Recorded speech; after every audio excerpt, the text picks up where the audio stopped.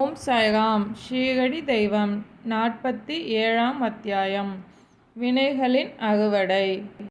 ஞானிகளின் பாதார விந்தம். பாபாவின் மேலும் சில பூர்வ ஜென்ம ஞாபகங்களைப் பற்றியே இவ்வத்தியாயம் விளக்குகிறது. அஞ்ஞாபகங்களாக வீரபத்ரப்பா மற்றும் சனபசப்பாவின் கதைகள் இங்கு விளக்கப்படுகின்றன. சாயியின் முகம் புனிதமானது. சில கணங்கள் நாம் அவர் விழிகளை உற்று நோக்கி கொண்டிருந்தால் போதும். நமது முந்தைய பல பிறவிகளின் துக்கங்களை எல்லாம் அழித்து அவர் நம்மீது பேரானந்தத்தை பொழிகிறார். நமது முந்தைய கர்மவினை கட்டுகள் எல்லாம் அறுபடுகின்றன. மகிழ்ச்சியின் பாதைக்கு வழிகாட்டப்படுகின்றோம். கங்கை நதியானவள் தன்னிடம் நீராட வரும் பக்தர்களின் பாவங்களையும் அழுக்குகளையும் நீக்குகிறாள்.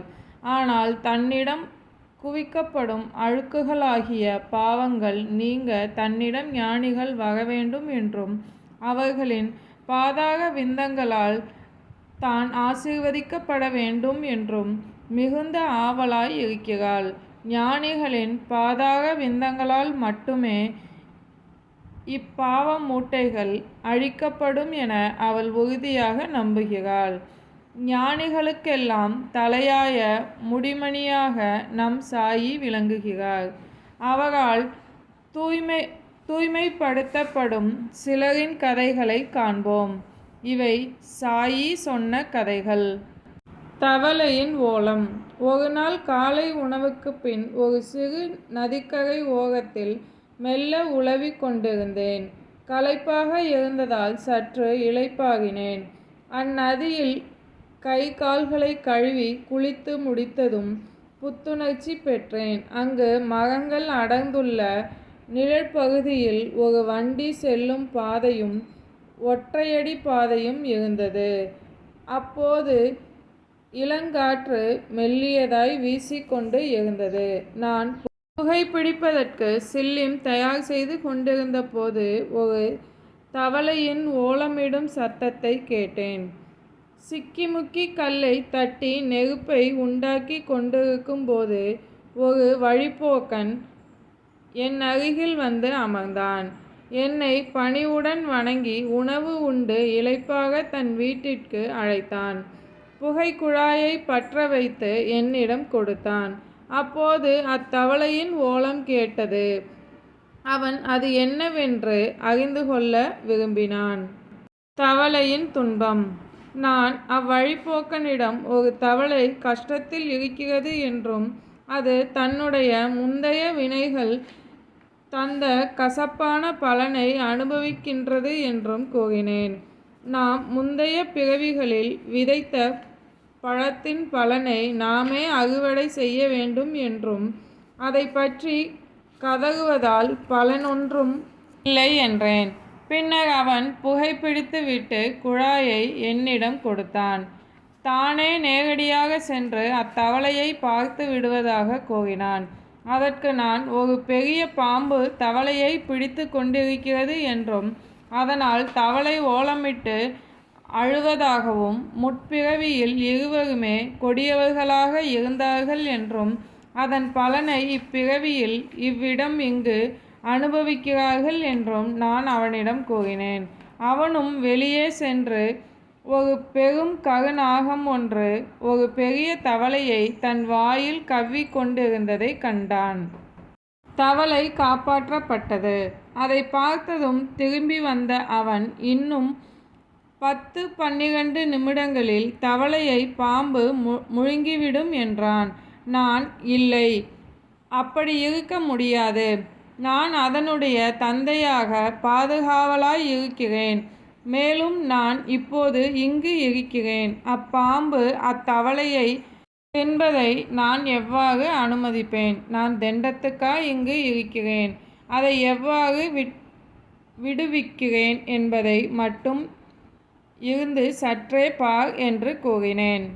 மீண்டும் புகைப்பிடித்த பின்னர் நாங்கள் அவ்விடத்திற்கு சென்றோம். அவன் பயந்து போய் பாம்பு எங்களை தாக்கி விடுமென்று அஞ்சி மேற்கொண்டு செல்ல வேண்டாம் என்று கூறினான்.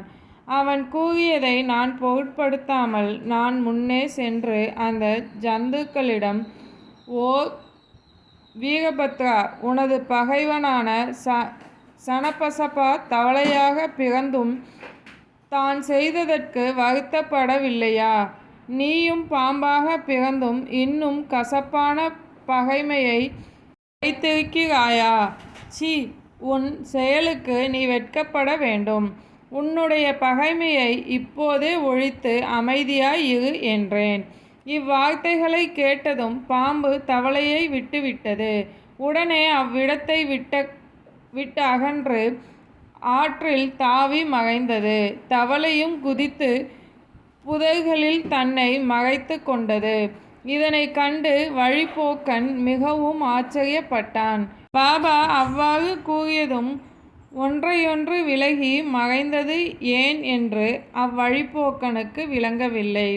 எனவே அவ்வழிப்போக்கன் அவைகளின் பகைக்கு என்ன காரணம் என வினவினான். அவனும் நானும் அருகிலுள்ள மரத்தடி வரை சென்று புகைப்பிடித்த பின் அப்புதிர் முழுவதையும் விளக்கினேன். கோவில் திருப்பணியில் ஊழல். என் இடத்திலிருந்து 4-5 மைல் தொலைவில் மகாதேவர் கோவில் ஒன்று உள்ளது. அக்கோவில் புனிதம் நிறைந்த புராதன க்ஷேத்திரமாகும். மிக பழமையான அக்கோயில் சிதலம் அடைந்து இருந்தது.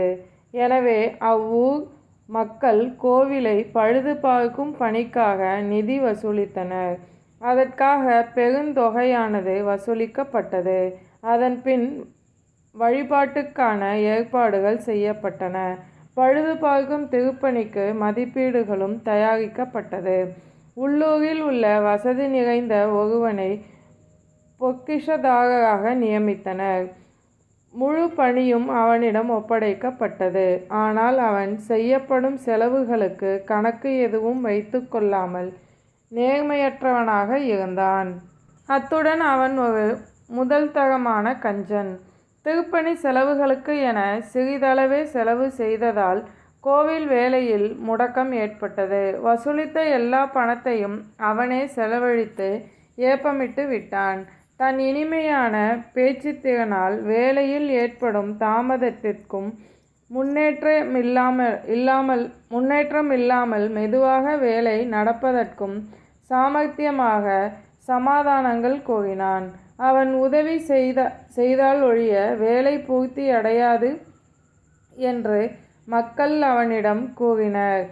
அத்திருப்பணியை சரியாக செய்து முடிக்கும்படி மீண்டும் கொஞ்சம் பணம் வசூல் செய்து அவனிடம் கொடுத்து வேலையை துரிதமாக செய்யும்படி கூறினர். கனவில் தோன்றிய மகாதேவர். அவன் அப்பணத்தையும் பெற்றுக்கொண்டு கோவில் வேலைகள் எதுவும் செய்யாமல் இருந்தான். சில நாட்களுக்கு பின் மகாதேவர் அவன் மனைவியின் கனவில் தோன்றினார். அவள் கனவில் தோன்றிய மகாதேவர் அவளை எழுந்திரு என்று சொன்னார். கோவிலின் கோபுரத்தை கட்டு. நீ செலவழித்ததைப் போல 100 மடங்கு நான் உனக்கு திருப்பி தருகிறேன் என்றார். தான் கனவில் கண்ட காட்சியை அப்பெண் தன் கணவனிடம் கூறினாள். அவள் சொன்னதை கேட்ட அவள் கணவன், இது கொஞ்சம் செலவு வைக்குமே என்று பயந்து, அது வெறும் கனவுதான் என்றும் அதை நம்பி நாம் செலவில் இறங்க தேவையில்லை என்றான். இது உண்மை என்றால் கடவுள் ஏன் என் கனவில் கூறவில்லை என்று நகைச்சுவையாக கூறி மழுப்பலான பதிலை சொன்னான். மேலும் அவன், நான் என்ன உன்னிடம் இருந்து நெடுந்தொலைவிலாய் இருக்கிறேன். இது கணவன் மனைவியாகிய நம்மிடத்தில் மனஸ்தாபத்தை உண்டு பண்ணும் ஒரு கெட்ட கனவு போல் தெரிகிறது என்று அவன் கூறவும் அவன் மனைவியும் அமைதியானாள். கடவுளுக்கு தேவை உண்மை பக்தி. நன்கொடைகளாளர்கள் தம் விருப்பமின்றி கொடுக்கும் பணம் பெருந்தொகையானாலும் கடவுள் விரும்புவதில்லை. ஆனால் கடவுள் மீது உண்மையான அன்பும் பக்தியும் கொண்டு அளிக்கப்படும் எளிய தொகையானாலும் கடவுள் அதை மகிழ்வுடன் ஏற்றுக்கொள்கிறார். சில நாட்கள் கழித்து கடவுள் மீண்டும் அப்பெண்ணின் கனவில் தோன்றி, உன் கணவனை பற்றியோ அவனிடம் இருக்கும் நிதியை பற்றியோ நீ கவலை கொள்ளாதே. கோவிலுக்கு செலவு செய்யும்படி கட்டாயப்படுத்தாதே. எனக்கு தேவையானது உண்மையான உணர்வும் பக்தியுமே. எனவே உனக்கு சொந்தமானதை உன் விருப்பத்திற்கு ஏற்ப ஏதாகிலும் ஒன்றை அளிப்பாயாக என்றார். இக்கனவை பற்றியும் அவள் தன் கணவனிடம் கலந்து ஆலோசித்தாள். கடவுளையும் ஏமாற்ற நினைத்தான். தன் தந்தை தனக்கு கொடுத்த ஆபரணங்களை எல்லாம் கோவில் திருப்பணிக்கு கொடுக்க எண்ணினாள். அதை கேட்டதும் கடவுளையே ஏமாற்ற நினைத்தான் அக்கஞ்சன். அவளின் ஆபரணங்களை எல்லாம் குறைவான மதிப்பீட்டு செய்து தனக்கே தானே வாங்கி கொண்டான். அதற்கு பதிலாக கடவுளுக்கு ஒரு நிலத்தை பாதுகாப்பு சொத்தாக அளித்தான். இதன் சூது அறியாத அவன் மனைவியும் அதற்கு சம்மதித்தாள். அவன் அளிக்க இருந்த நிலமும் அவனுடையதல்ல. டுபகி என்ற ஏழை பெண்ணொருத்தி அவள் நிலத்தை அவனிடம் ரூபாய் 200க்கு அடமானம் வைத்து நீண்ட நாட்களாக அந்நிலத்தை மீட்க முடியாமல் இருந்தாள். எனவே கபடனாகிய அக்கஞ்சன் தனது மனைவி டுபகி மற்றும் கடவுள் ஆகிய அனைவரையும் ஏமாற்றினான். அவன் கடவுளுக்கு அளிக்க நினைத்த நிலம் கூட தரிசு நிலம்தான். அந்நிலம் ஒன்றிற்கும் உதவாது. உரிய பருவ காலங்களில் கூட விளைச்சல் எதையும் கொடுக்காது. முடிவுற்றது. இவ்விதமாகவே இப்பேகம் முடிவு பெற்றது. அந்நிலம் ஒரு ஏழை பூசாரியின் பொறுப்பில் விடப்பட்டது. அவன் இத்தர்மத்தால் மகிழ்ச்சி அடைந்தான். சில நாட்களில் பல வினோத நிகழ்வுகள் நடந்தன. ஒரு நாள் பயங்கர புயலும் பேய் மழையும் கொட்டியது. கஞ்சன் வீட்டிலோ இடி விழுந்து கணவனும் மனைவியும் இறந்து போயினர்.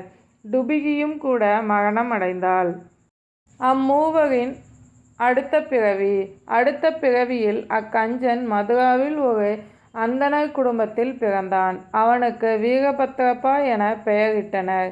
அவனுடைய பக்தி உள்ள மனைவியோ கௌரி என்ற பெயருடன் கோவில் பூசாரியின் மகளாக பிறந்தாள். டுபகி கோயில் பணி செய்பவரின் ஆண் மகனாக பிறந்தாள். அவன் சனபசப்பர் என அழைக்கப்பட்டான். அப்பூசாரி எனது நண்பனாக பழகி வந்தான். என்னிடம் மகிழ்ந்து உரையாடி புகைப்பிடிப்பான். அவனது மகள் கௌரியும் என்னிடம் பக்தியாக இருப்பாள். அவள் வளர்ந்ததும் அவள் தகப்பனார் அவளுக்கு நல்ல வரன் ஒன்றை தேடினார். நான் அவரிடம் இது பற்றி கவலையுற வேண்டாம் என்றும் மாப்பிள்ளையே அவளை தேடிக்கொண்டு வருவார் என்றும் கூறினேன். அவர்கள் இனத்தைச் சேர்ந்த வீரபத்ரப்பா என்ற ஏழை சிறுவன் வேலை வெட்டி எதுவுமின்றி ஊராய் திரிந்து கொண்டும் யாசகம் எடுத்து கொண்டும் வாழ்ந்த நிலையில் ஒருமுறை அப்பூசாரியின் வீட்டுக்கு வந்தான். என்னுடைய சம்மதத்தின் பேரில் பூசாரி தன் மகளை வீரபத்ரப்பாவுக்கு மணம் முடித்து கொடுத்ததால் என் மீது பக்தி பூண்டவனாக இருந்தான். இப்புது ஜன்மத்திலும் பணத்தாசை பிடித்தவனாகவே இருந்தான். தான் சம்சாரியாக இருப்பதால் பணம் சம்பாதிக்க என்னை உதவி செய்ய சொன்னான். வீரபத்ரப்பாவின் கோபம். அதன்பின் விசித்திரமான நிகழ்ச்சிகள் நடைபெற்றன. திடீரென நிலத்திற்கு பெரும் கிராக்கி ஏற்பட்டது. அந்த தர்ம நிலம் 1,00,000 ரூபாய்க்கு விற்கப்பட்டது. அவளது ஆபரணத்தின் மதிப்பை விட அது 100 மடங்கு ஆகும். பாதி தொகையை பணமாகவும் மீதியை ரூபாய் 2000 தவணை முறையிலும் அளிப்பதென தீர்மானம் செய்யப்பட்டது. இந்த விவகாரத்தை அனைவரும் ஒத்துக்கொண்டனர். ஆனால் பணத்துக்காக சண்டை போட்டனர். என்னிடம் யோசனை கேட்டு வந்தனர். கடவுளுக்குரிய அச்சொத்து பூசாரியின் பேரில் இருந்தது. கௌரியே அதன் புதார்ஜித சொத்துக்கு வாரிசுக்காரியும் உரிமைக்காரியும் ஆவாள். அவளது சம்மதம் இன்றி எப்பணமும் செலவழிக்க முடியாது. அவளது கணவனுக்கு அதில் எவ்வித உரிமையும் இல்லை என கூறினேன். என் கருத்தை கேட்டதும் வீரபத்ரப்பா என் மீது கடுமையான கோபமடைந்தான். நான் கௌரியின் உரிமையை பயன்படுத்தி நான் அவர் சொத்தை கவரப்போவதாக கூறினான். அவன் சொன்னதை கேட்டதும் நான் கடவுளை எண்ணிக்கொண்டு அமைதியாய் இருந்தேன். வீரபத்ரப்பா அவளது மனைவியை திட்டினான். அவள் என்னிடம் வந்து பிறர் மொழிகளை பொருட்படுத்த வேண்டாம் என்றும் தன்னை கைவிட வேண்டாம் என்றும் கூறினாள். என் பாதுகாப்பை அவள் வேண்டியதால் 7 கடலையும் கடந்து உன்னை காப்பேன் என்று அவளுக்கு வாக்கு கொடுத்தேன். கௌரி கண்ட கனவு. பின்னர் அன்று இரவு கௌரி ஒரு கனவு கண்டாள். மகாதேவர் மீண்டும் அவள் கனவில் தோன்றினார். பணம் முழுவதும் உன்னுடையது, அதை யாரிடமும் கொடுக்காதே. கொஞ்சம் பணத்தை கோவில் வேலைக்காக சனபசப்பாவிடம் கலந்தாலோசித்த பின் செலவிடு. அதை நீ வேறெதற்காகவாவது செலவிட விரும்பினால் மசூதியில் உள்ள பாபாவிடம் கலந்தாலோசித்த பின் செலவிடு என்று சொன்னார். கௌரி என்னிடம் அக்கனவை கூறினாள். அவ்விஷயத்தில் நான் உரிய ஆலோசனையை கூறினேன். அசல் தொகையை அவளை எடுத்து கொள்ளும்படியும் வட்டியில் பாதியை சனபசப்பாவிடம் கொடுக்கும்படியும் வீரபத்ரப்பாவிற்கு எதுவும் பங்கில்லை என்றும் கூறினேன். நான் இவ்வாறு கூறிக்கொண்டிருக்கையில் வீரபத்ரப்பாவும் சனபசப்பாவும் சண்டை போட்டு கொண்டே வந்தனர். அவர்களை சமாதானப்படுத்த என்னாலான முயற்சியை செய்தேன். அவர்களிடம் கௌரியின் கனவை பற்றி கூறினேன். வீரபத்ரப்பாவின் ஆவேசம். கௌரியின் கனவை பற்றி நான் கூறவும் வீரபத்ரப்பா ஒரு மூர்க்கனைப் போல கோபமடைந்து சனபசப்பாவை கண்ட துண்டமாக வெட்டப்போவதாக பயமுறுத்தினான். பின்னவன் பீதி அடைந்து என் கால்களை பிடித்து கொண்டு அடைக்கலம் வேண்டினான். அவன் எதிரியிடம் இருந்து அவனை காப்பதற்காக நான் என்னுடைய வாக்குறுதியை கொடுத்தேன். சில காலம் சென்றதும் வீரபத்ரப்பாவும் சனபசப்பாவும் காலமாகி முறையே பாம்பாகவும் தவளையாகவும் பிறந்தனர். சனபசப்பாவின் ஓலத்தை கேட்டதும் எனது வாக்குறுதியை நினைவு கூர்ந்து இங்கு வந்து அவனை பாதுகாத்தேன். என் வார்த்தையை காப்பாற்றினேன். தன் அடியவர்களுக்கோர் அபாயம் ஏற்படும் போது கடவுள் ஓடிச் சென்று உதவுகிறார். அவர் என்னை இங்கு அனுப்பியதன் மூலம் சனபசப்பாவை காத்தார். இவையெல்லாம் கடவுளின் லீலையே. இக்கதை உணர்த்தும் நீதி. ஒருவன் விதைப்பதை அவனே அறுவடை செய்தாக வேண்டும். மற்றவர்களிடம் பட்ட பழைய கடனையும் விவகாரங்களையும் கஷ்டப்பட்டு அனுபவித்துதான் தீர்க்க வேண்டும். அதற்கு வேறு விமோச்சனம் எதுவும் இல்லை. அப்பேராசைக்காரனை கீழான நிலைக்கு இழுத்துச் சென்றதே அவனின் பணத்தின் மீதுள்ள பேராசையே. இறுதியில் அதுவே அவனுக்கும் பிறருக்கும் அழிவை கொணர்கிறது. இதுவே இவர்களின் கதை உணர்த்தும் நீதி. ஓம் சாய்ராம். சாயின் வார்த்தைகள் மீது நம்பிக்கை வைப்போம்.